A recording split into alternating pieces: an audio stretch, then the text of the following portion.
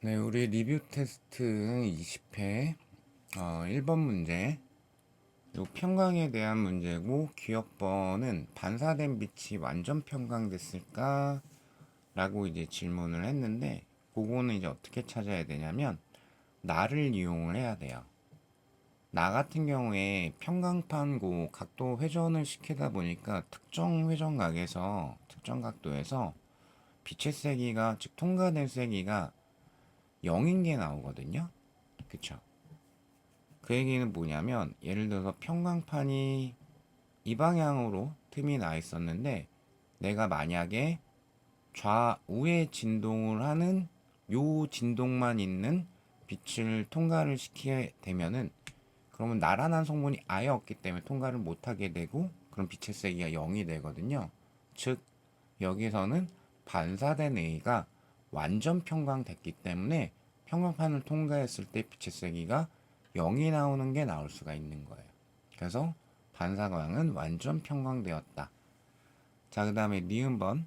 반사된 빛의 전기장의 진동 방향은 A 쪽이냐 B 쪽이냐. 자, 우리 물수제비 그걸로 한번 설명을 드렸었죠. 주로 경계면에 대해서 나란한 지동이 반사가 된다라고 했기 때문에, 따라서 이 반사된 I는 A 방향으로 진동을 하는 거죠. 자, 그 다음에 디귿번. P에서 빛의 세기가 I 제로일 때 P에서 전기장의 진동 방향과 평광축이 이루는 각도는, 그럼 I0라는 건 최대치로 다 통과했다는 얘기이기 때문에 반사된 빛의 진동 방향과 요 평광판의 방향이 일치한다는 얘기가 되는 거예요. 그쵸? 그러니까 45도는 말도 안 된다 해서 기억 니은을 골라줘야 하겠습니다. 네, 2번 문제. 자, 이거 대단한 건 아니고, 요 그래프를 보면은 직선의 방정식을 그냥 만들 수가 있죠. x축이 a분의 1이고 y축이 b분의 1이니까, 그럼 b분의 1이 그러니까 요거를 y축, 요거를 x축, 기울기는 마이너스 1이고요. 플러스 y절편이 10분의 1. 그래서 이게 나오죠. a분의 1 더하기 b분의 1이 10분의 1. 즉, 얘 자체가 거울 렌즈 공식에 해당이 되기 때문에, 그래서 사실상 뭘 드린 거냐면 초점거리를 드린 거죠. 자, 그러면 이제 기억번. A가 증가하면 B도 증가하냐, 즉 요 식 세울 수 있어요, 이런 걸 질문을 한 거죠. 그럼 A가 증가를 하게 되면은 A분의 1은 감소하는 거죠. 그러니까 A가 증가할수록 A분의 1은 이쪽을 향해서 가게 되죠. 그러면 B분의 1은 증가하게 되는 거니까, 그쵸? 그럼 B분의 1이 증가한다? 그럼 B는 감소한다. 그래서 기억이 틀렸죠. 너무 복잡하게 보시면 안 되고. 자, 그 다음에 니은번. 초점거리는 바로 구했었습니다. 10cm 맞고요. 자, 그 다음에 디귿번. A가 20cm일 때 상의 배율. 배율 구해야 되니까 배율이 물체까지 거리분의 상까지 거리의 절대값, 이렇게 될 거기 때문에 여기 한 번만 대입하면 되겠죠. 그러면 20분의 1 더하기 B분의 1이 10분의 1이 나와야 되니까 B가 20이 되죠. 그쵸? 그럼 20분의 20이기 때문에 따라서 배율은 1이다. 깔끔하게 니은 디귿 골라주시면 되겠네요. 자, 그 다음에 3번. 요 광전효과죠. 자, 근데 이제 광전효과 실험에서 정지전압에 대한 걸 이용한 자료에 해당이 되는데, 지금 요 단색광의 파장을 각각 금속 A하고 B에 쐈을 때 정지전압이 0이 되는 그때 파장이 람다 제로, 1.5 람다 제로 이렇게 나왔거든요. 요게 무엇을 의미하는지를 찾아낼 수 있어야 되는데 요거 1번 개념이죠. 광전자의 최대 운동 에너지는 광자의 에너지 마이너스 금속의 1함수. 근데 요 광자의 운동 에너지를 우리가 정지 전압을 이용을 해가지고 표현할 수가 있는 거잖아요. 그쵸? 그 얘기는 뭐냐면 람다 제로 A 같은 경우 람다 제로보다 짧은 걸 쐈을 때 정지 전압 즉 광자의 운동 에너지라는 걸 얘기할 수가 있으니까 요 람다 제로 얘가 그리고 1.5 람다 제로 얘가 각각 문턱 파장에 대한 거다라는 거를 찾을 수 있어야 됩니다. 자, 그럼 기억번 따라서 1함수 같은 경우에 그럼 1함수도 빛의 광자 에너지 식을 차용해서 쓸 수가 있죠. 그러면은 이제 문턱 파장이 각각 람다 제로, 1.5 람다 제로에 해당이 되기 때문에 AA 함수 같은 경우는 람다 제로분의 HC고 그 다음에 B의 1함수 같은 경우에는 1.5 람다 제로분의 HC가 되죠. 즉 3분의 2 람다 제로분의 HC가 됩니다. 따라서 2분의 3배이다 골라주셔야 되겠고요. 그 다음 니은번 같은 경우 자, 요 광자의 에너지가 얼마가 될까라고 질문을 했죠. 현재 0.5 람다 제로로 쏠 거야 라고 했으니까 광자의 에너지 파장으로 표현하면 플랑크 상수 파장분의 빛의 속력 요거를 0.5로 쏠 거야. 그래서 요것도 암기만 되어 있으면 맞출 수 있는 거. 자, 그 다음에 T급 정지전압은 A가 B의 3분의 2배이다. 그 내용은 요걸 이용을 하라는 얘기죠. 그쵸? 정지전압을 위해서 광전자의 운동에너지 최대값을 얘기를 할 수가 있는 거니까. 그러면 A 같은 경우에 정지전압 A의 정지전압을 이용해서 광전자의 최대 운동에너지 이렇게 표현할 수 있겠죠. 자, 요게 그러면은 광자의 에너지 람다 제로분의 2hc 마이너스 A의 1함수 람다 제로분의 hc B 같은 경우에 B의 정지전압 이용해서 동일한 방법으로 V0라고 똑같이 쓰겠는데 요건 A 거 요건 B 겁니다. 표현할 수 있을 거고 운동 에너지를 그러면 람다 제로분의 2hc 쌓았고요. 얘가 3분의 2죠. 3 람다 제로분의 2hc 이렇게 들어갈 수가 있겠죠. 그래서 숫자만 보시게 되면은 얘는 1이죠. 1. 얘 같은 경우에는 2 마이너스 3분의 2니까 3분의 4가 되죠. 그쵸? 따라서 A가 B보다 얼만큼? 4분의 3배만큼이 돼야 돼 해서 틀렸습니다.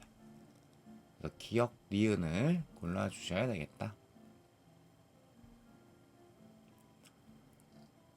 자, 4번 보시면은 컴퓨터 산란 실험에 대한 게 나와 있고요. 근데 지금 소요준 진동수를 줬어요. 파장 대신에 F0라고 했고요. 그래서 정지하고 있던 전자하고 충돌을 해서 전자가 이제 튀어나갈 거고 자, 그리고 충돌한 다음에 산란각 세타로 튀어나간다. 이때 튀어나가는 광자의 진동수는 F다. 이렇게 나왔죠. 그리고 컴퓨터 산란식 요거 드렸고요. 자, 근데 여기를 잘 해석하셔야 되는데 산란한 다음에 전자가 가질 수 있는 운동 에너지가 최대가 될 때, 그럼 언제 최대가 되게 되냐? 즉 광자가 에너지를 가장 많이 잃어버렸을 때 최대가 되겠죠. 그죠? 즉 파장이 제일 많이 변했을 때, 얘가 최대로 변했을 때가 그때 전자가 에너지를 최대로 먹을 수가 있게 되는 거예요. 따라서 세타가 180도 즉 여기가 2가 됐을 때가 되는 거죠. 자, 그리고 단서에다 좀 특이한 거 드렸는데 X선 광자의 에너지는 mc제곱이다. 상대성 이론까지 마무리하게 되면 mc제곱이 에너지에 대한 식이야 라는 것도 알게 되시게 될 거고요. 자, 이제 요거를 이용을 해가지고 F를 F0를 이용을 해서 표현을 해라 라는 내용이 될 건데 일단 X선 광자의 에너지가 mc제곱이다. 산란 전액계. 그러면 일단 광자의 에너지 같은 경우는 플랑크 상수 곱하기 진동수 또는 파장분의 hc 이렇게 표현할 수 있죠. 그럼 hf0라는 게 뭐라고 쓸 수 있는 걸까요? mc 제곱이야 라고 쓸 수가 있게 되는 거죠. 그쵸? 자, 그러면 옆에다 다시 한번 쓰면 델타 람다가 mc분의 플랑크 상수 1 코사인 세타는 2다 라는 거는 알고 있고요. 그쵸? 근데 요거 이제 파장으로 표현을 해야 되니까 그래서 요 관계를 이용을 한 거예요. 내지는 파동의 전파 속력은 진동수 곱하기 파장이니까 그래서 파장은 진동수분의 빛의 속력 C라고 쓸 수가 있거든요.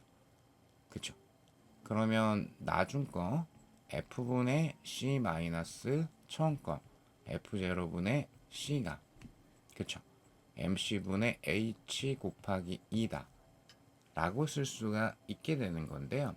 근데 잘 보시면은 HF0가 MC제곱에 해당이 되니까 여기에서 MC라는 게 C분의 HF0라고 할 수 있죠. 그쵸? 그래서 이 MC분의 H, 즉 컴퓨턴 파장을 바꿔서 쓸 수가 있게 되는 거죠. 즉 얘가 F0분의 C야 라는 거를 우리가 알 수가 있게 되는 겁니다. 이 자료를 사실상 드린 거죠. 이해되실까요? 그러면 최종적으로 F분의 C는 그럼 여기가 F0분의 C 곱하기 2니까 넘어가게 되면 F0분의 C 곱하기 3이 되겠죠. 따라서 F는 F0에 대해서 3분의 1이야 라는 걸 계산을 할 수가 있겠습니다. 자, 마지막 5번 문제 수소원자 모형인데 요 바깥쪽 볼록이 개수로 n값 양자수값 체크하십시오 라는 거. 여기는 n이 1이고 즉 바닥 상태고 여기가 n이 2가 될 겁니다. 그 바닥 상태에서 전자 에너지 마이너스 2제로야 라고 드렸고요. 자, 그럼 기억번 나 상태에 있는 전자가 가와 나의 에너지 준위 차이값만큼을 흡수해서 정상 상태의 궤도 운동을 할 수가 있냐, 즉 어떤 다른 궤도로 전이해서 계속적으로 안정적인 궤도 운동을 할 수가 있냐, 요런 걸 질문을 한 거거든요. 그러면 일단 가하고 나의 에너지 준위의 차이값을 구해야 되니까 에너지 준위는 마이너스 n제곱분의 바닥 상태 에너지 절대값 이렇게 되잖아요. 그쵸? 근데 이 바닥 상태 에너지를 2제로라고 드린 거고요. 그러니까 가 같은 경우에는 그냥 뭐 마이너스 2제로고요. 나 같은 경우에는 즉 마이너스 4분의 2제로다. 그 차이값은 얼마? 4분의 3, 2제로만큼이 되겠죠. 그럼 얘를 흡수하게 되면 나의 상태는 현재 마이너스 4분의 2제로거든요. 여기에 플러스 4분의 3만큼을 흡수를 하게 되면 그러면 값이 얼마가 되죠? 플러스 값이 돼요. 플러스 값이. 그러면 더 이상 속박된 상태가 아니고 이 원자를 떠났어요 라는 뜻이 되는 거죠.